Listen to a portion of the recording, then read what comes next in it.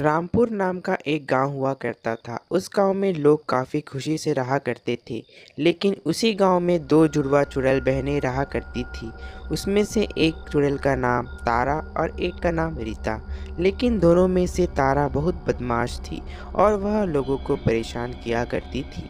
लेकिन रीता बहुत शांत स्वभाव की थी और वह किसी को परेशान नहीं किया करती थी। अरे बहन रीता, चलो आज रात को हम गांव की तरफ चलते हैं और लोगों को परेशान करते हैं। कितना मज़ा आएगा। बहन तारा, यह अच्छी बात नहीं है कि हम उन लोगों को परेशान करें और ना ही उन्होंने हमें कुछ किया है। अरे बहन रीता, तुम कैसी चुड़ैल हो। हम तो चुड़ैल इसलिए ही बने हैं कि लोगों को परेशान करें, ना कि घर बैठकर काम करें। यह सब बेकार की बातें हैं कि लोगों को परेशान करना और उनको नुकसान पहुंचाना, यह सब काम मुझसे नहीं होगा। और तुम भी ऐसा मत करो, वरना एक दिन तुम्हारे साथ भी कुछ गलत हो सकता है। हाँ हाँ ठीक है, तुम यहीं बैठकर अपना समय बिताओ, मैं जाती हूँ। फिर उसी रात तारा वहां से गांव की तरफ चली जाती है और वह एक घर के पास पेड़ पर जाकर बैठ जाती है। तभी उसी रास्ते से एक आदमी जा रहा होता है। तभी उसे वहां अजीब सी आवाज़ें सुनाई देती है।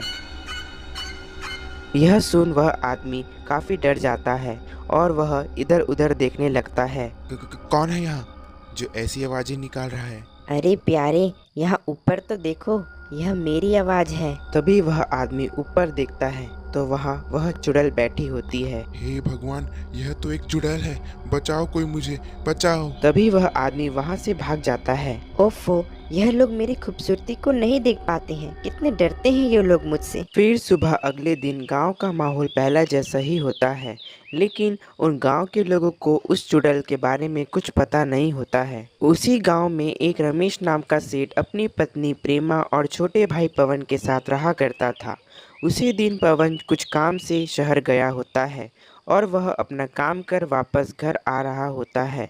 उसे घर आते आते काफ़ी रात हो जाती है और एक तरफ वह चुड़ैल तारा फिर से उसी पेड़ पर जाकर बैठी होती है। देखते हैं आज कौन फंसेगा मेरे जाल में, और आज तो मैं अपने शिकार को पकड़कर ले जाऊंगी।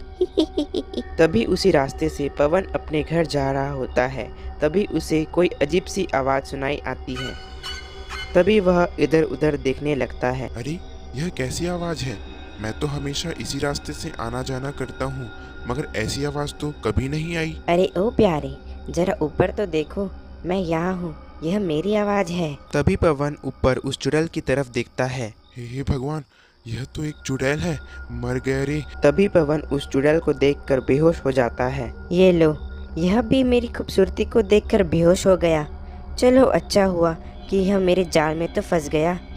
फिर वह चुड़ैल तारा पवन को लेकर उसके खंडर घर पर जाती है और वहाँ उसकी बहन रीता भी होती है। बहन तारा, तुमने यह गलत किया। ऐसे इंसानों को पकड़कर अब तुम घर भी लाने लगी हो। यह अच्छा नहीं है। अरे बहन रीता, तुम हमेशा अपनी ज्ञान मत बांटा करो। हम चुड़ैल हैं, हमें अगर इंसानों को परेशान नहीं करेंगे तो और कौन करेगा। बहन तारा, यह गलत है। इंसानों को उनके गांवों से गायब कर तुम गलत कर रही हो। क्या पता अगर तुम्हारे साथ भी कुछ ऐसा हो गया तो। अरे बहन रीता, तुम शांत रहो, ऐसा कुछ नहीं होगा और तुम अपना काम करो, मुझे परेशान मत करो। फिर तारा पवन को बंदी बनाकर रख लेती है और फिर अगले दिन पवन के घर में सब परेशान हो जाते हैं कि पवन रात भर से घर वापस क्यों नहीं आया। फिर पवन का बड़ा भाई रमेश आसपास के लोगों को बुलाता है और उनसे पूछता है। वहाँ उसकी पत्नी प्रेमा भी होती है। क्या आप में से किसी ने मेरे छोटे भाई को देखा है? कल रात से वह घर वापस नहीं आया है। तभी वहाँ वह आदमी भी मौजूद होता है जिसने वह चुड़ैल को देखा था। नहीं, आपके छोटे भाई पवन को तो मैंने नहीं देखा है, मगर मुझे लगता है कि उसे वह चुड़ैल ने पकड़ लिया होगा। चुड़ैल? कौन से चुड़ैल? अरे हाँ, क्योंकि एक रात मैं वह रास्ते से आ रहा था तो मुझे वह चुड़ैल एक पेड़ पर दिखी थी और मुझे लगता है कि पवन को उस चुड़ैल ने ही गायब किया होगा। अच्छा, तो यह बात है। अगर वह चुड़ैल ने पवन को गायब किया है तो वह अब मेरे हाथों से नहीं बचेगी। तभी रमेश की पत्नी प्रेमा को एक तांत्रिक के बारे में पता होता है। जी हाँ, मुझे एक तांत्रिक के बारे में पता है। वह उस चुड़ैल को पकड़ सकते हैं और पवन को उस चुड़ैल से बचा सकते हैं। फिर रमेश और प्रेमा दोनों उस तांत्रिक के पास जाते हैं और उस तांत्रिक को सारी बातें बताते हैं। तांत्रिक जी, हमारी मदद कीजिए। मेरे छोटे भाई को एक चुड़ैल ने गायब कर ले गई है। अच्छा, तो यह बात है। ठीक है, तुम मुझे उस जगह पर ले चलो जहाँ वह चुड़ैल आती है। फिर उसी रात रमेश वह तांत्रिक के साथ उसी पेड़ के पास जाता है। तभी वहाँ वह चुड़ैल उस पेड़ पर बैठी होती है, मगर वह चुड़ैल तारा नहीं बल्कि उसकी जुड़वा बहन रीता होती है। वह उन दोनों को देख लेती है। अरे, यह दो लोग मेरी तरफ क्यों आ रहे हैं? अच्छा, तो तू ही है जिसने रमेश के छोटे भाई पवन को गायब किया है। आज तू हमसे नहीं बचेगी। तूने पवन को कैद कर रखा है ना, उसे वापस छोड़ दे, वरना आज तेरा खैर नहीं। अरे, जैसा तुम सोच रहे हो वैसा नहीं है।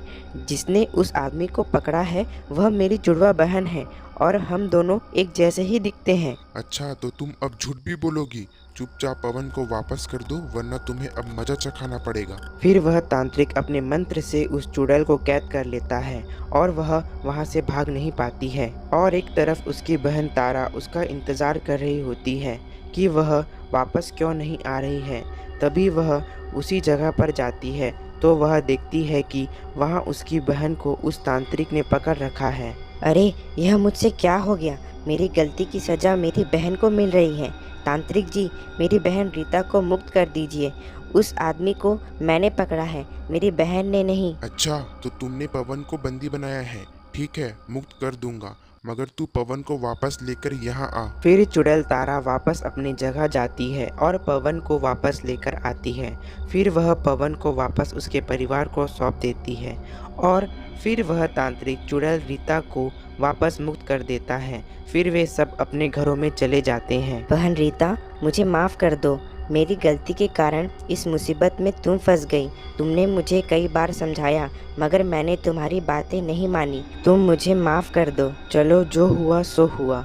कम से कम तुम्हें अपनी गलती तो महसूस हो गई और आगे से ऐसी गलती कभी मत करना। फिर तारा उसकी बातों को मान जाती है।